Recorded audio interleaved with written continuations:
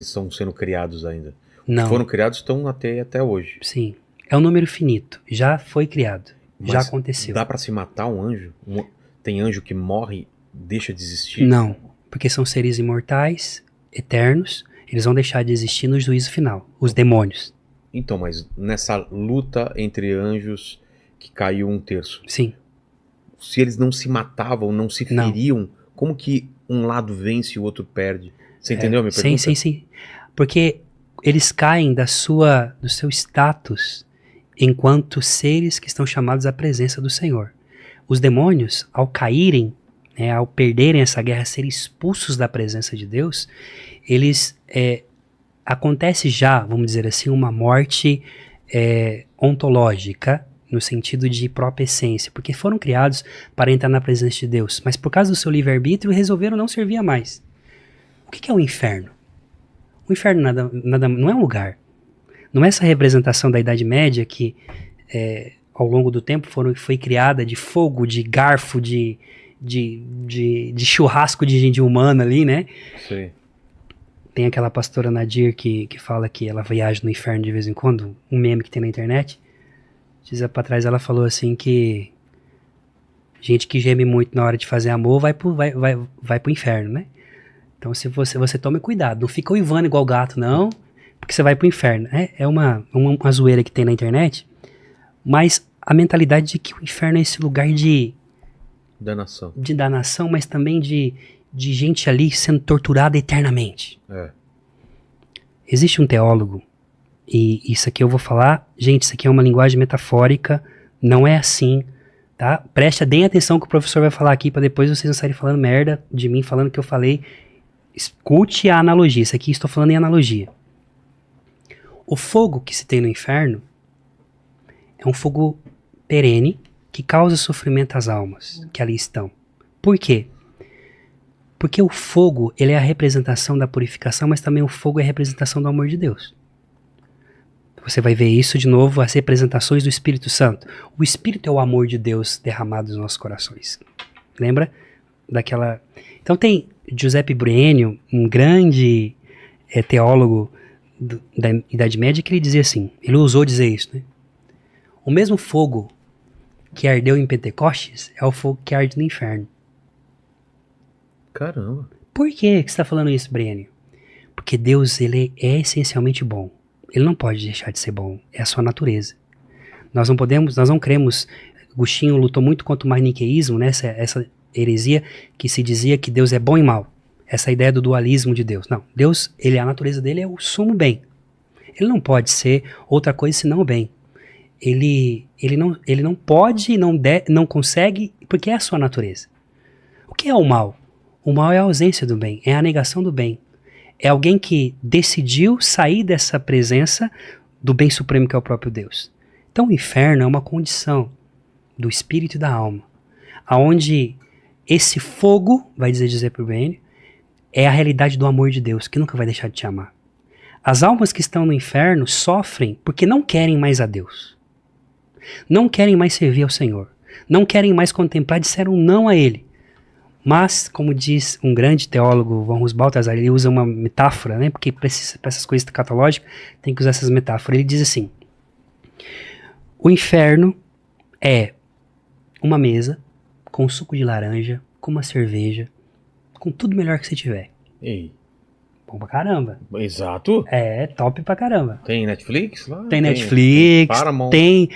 Tem o podcast do Vilela pra você assistir pra caramba. Porra. Tem o Paquito lá também, tô brincando. Não, o Paquito já... eu com certeza vou estar lá. Vai não. É essa realidade de você estar sentado e uma voz que diz pra você, é pra sempre. Você sozinho, pra sempre. E ele diz, sentado em uma sala escura, numa mesa onde tem tudo, mas uma luz nas suas costas que você sabe que é um amor que te ama eternamente, você nunca mais vai poder, e quis por sua livre e espontânea vontade, eternamente não mais amar e não mais voltar o seu olhar para isso. Então você imagina uma pessoa que te odeia o tempo inteiro e você só ama ela. Essa pessoa, ela sofre demais. Pô. É um sofrimento atroz. Então as almas que estão no inferno, elas sofrem porque elas não querem mais serem amadas, mas é impossível Deus não amar. É um amor infinito. São condenadas a estarem ali porque quiseram livremente ir para lá, porque negaram a presença de Deus em vida e depois no momento do julgamento, mas Deus não pode fazer outra coisa senão se amar você. Mas a tristeza profunda, a angústia profunda é saber que mesmo depois de tudo isso, eu ainda sou amado. Existe uma linha que diz que Lúcifer é Samael ou não? Samael, Satanael e Satanás? Isso daí é ligado a literaturas apocalípticas como o livro de Enoque, né? O livro de Enoque, ele não é reconhecido... E se Lilith também é um demônio? Lilith entra aqui numa realidade, vamos dizer assim, mais mística, esotérica, ligado também um pouco a Kabbalah, né? E é impossível. Lilith é uma ideia inconcebível de falar que foi a primeira mulher de Adão, né? E que então, na Torá não está escrito sobre Lilith. Não existe isso na Torá. Por mais que alguns judeus, alguns estudiosos, alguns rabinos tentem colocar forçadamente essa realidade de Lilith como a primeira esposa de Adão, isso não podemos fugir daquilo que a revelação nos diz. Então, o livro de Enoque, ele fala de Samael, fala também dos vigilantes, desses anjos que caíram, que desobedeceram a Deus e quiseram trazer o conhecimento humanos, né? O fogo, essa ideia de que se você tem acesso ao conhecimento, você não pode ter esse acesso ao conhecimento. Essa ideia, vamos dizer assim, ela está linkada um pouco à realidade do zoroatrismo, né? Que vem dessa ideia de que eu não posso conhecer a chama primordial, que eu não posso ter acesso à árvore da vida, porque Deus ele tem ciúme, ele não quer dividir a sua glória, ele não quer dividir a sua vida eterna com ninguém. Mas nós somos chamados à vida eterna, nós somos chamados a conviver com ele, nós somos chamados a sentar à mesa com ele. Ele, quando cria Adão e Eva, ele vai às tardes para poder se fazer conhecer, ele se revela a Abraão, ele se revela a Moisés, ele vai se revelando na Torá ao longo do tempo, mandando profetas, os seus anjos, dizendo, gente, olha, eu estou aqui com vocês. E aos poucos Israel, e depois logo, culminando em Jesus, Cristo ele é a síntese das Escrituras, ele é aquele que traz para nós a revelação plena da presença de Deus, tudo indicando o caminho ao próprio Cristo. Quando Jesus, então, que é o rosto do Pai, e que envia o seu Espírito Santo, que é a plenitude, a verdade, aquele que vai nos ensinar sobre todas as coisas, acaba com essa cisão. Agora, a beleza de Eva é que Eva realmente foi a esposa de Adão. Ela é a mãe dos viventes, o próprio nome Eva significa isso. E Lilith é uma especulação que para mim, com todo respeito a quem acredita, quem não estou aqui para julgar, mas para nós é chamado de heresia, né? De você... desculpa, terminou? Não, terminei.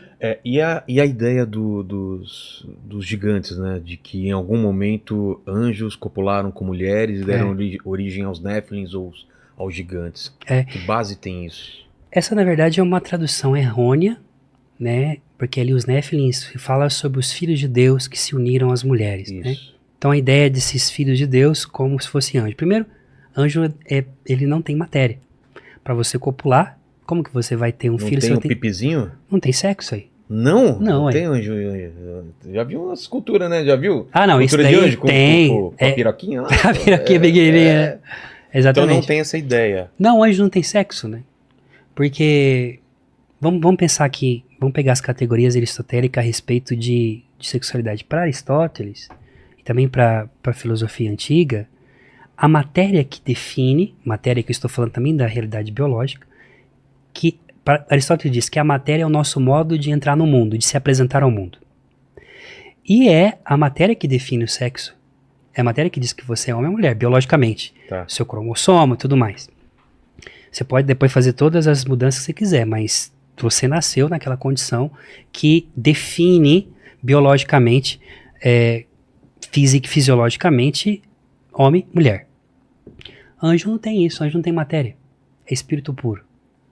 Então é impossível os anjos terem descido e copulado com alguma mulher aí e ter feito homens. Quem eram esses filhos de Deus, então?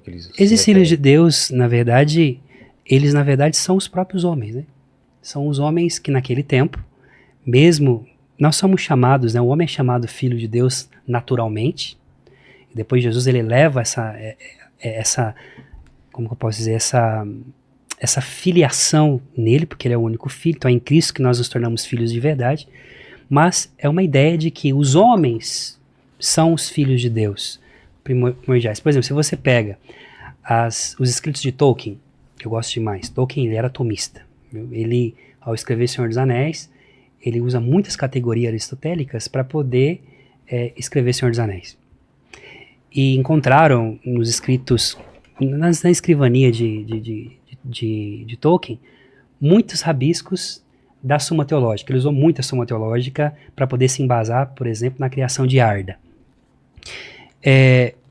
E Tolkien, ele mostra para nós essa realidade de que Deus, o tempo inteiro, ele faz com que o ser humano possa compreender que ele possui a chama primordial que Eru Ilúvatar, que é o autor da vida, coloca para poder você sobreviver. Existe a chama disso tudo.